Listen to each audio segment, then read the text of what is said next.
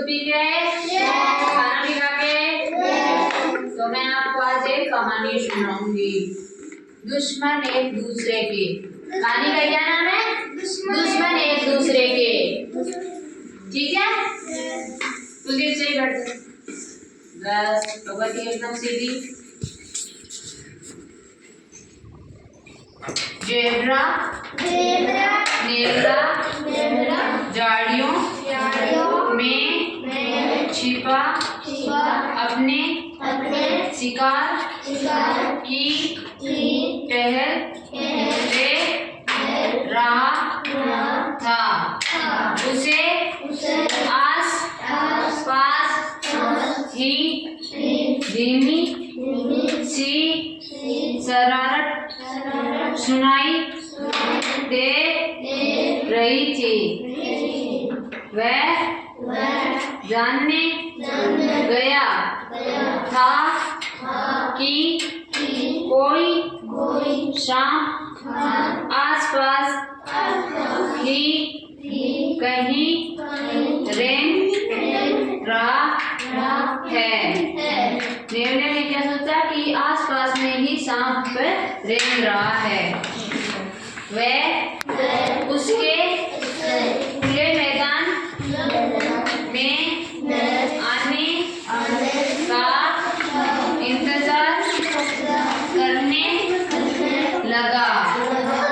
नेवले ने सांप का आने का इंतजार करने लगा। उधर शाम भी सैरता हुआ झाड़ियों के बीच से बाहर निकलना चाहता था। सांप भी झाड़ियों से बाहर निकलना चाहता था। वह भी चौकन्ना था क्योंकि कल उसने झाड़ियों के पास एक नेवले को देखा था। सांप भी डरता था कि बाहर जाऊंगा तो नेवला खा जाएगा, क्योंकि उसने कल नेवले को देखा था। इसीलिए वो भी इधर उधर ध्यान लगाकर देखने लगा कि नेवला कहाँ है। ठीक है, नेवले और सांप की आपस में बहुत दुश्मनी होती है। सांप इसीलिए सावधानी से चल रहा था। सांप भी सावधानी से चल रहा था। थोड़ा जोर बोलो, घणो जोर भी नहीं, घणो धीरे भी नहीं, थोड़ा जोर बोलो। ठीक है, नेवला सांप की धीमी सी शरारतें तो रहा था, पर उसे देखा नहीं पाया। नेवला सांप को नहीं देख पाया।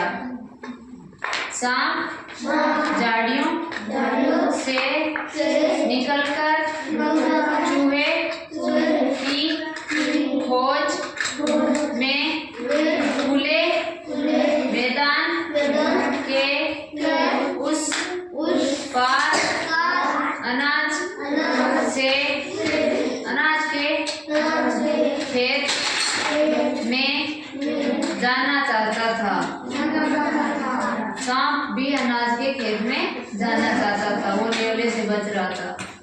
वह झाड़ियों से बाहर निकल और तेजी से मैदान पार करने लगा। भगवती बहुत सुरेश बहुत की सोच में डूब गया।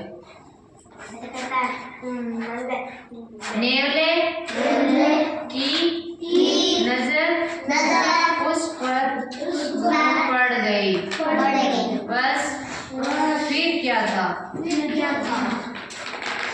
नेवला सांप पर झटपट एकदम वो भी मतलब बी पर हमलो कर लाग्यो सांप पर नेवला। ठीक है, थोड़ा जोर बोलो यार, धीमे धीमे। सांप भी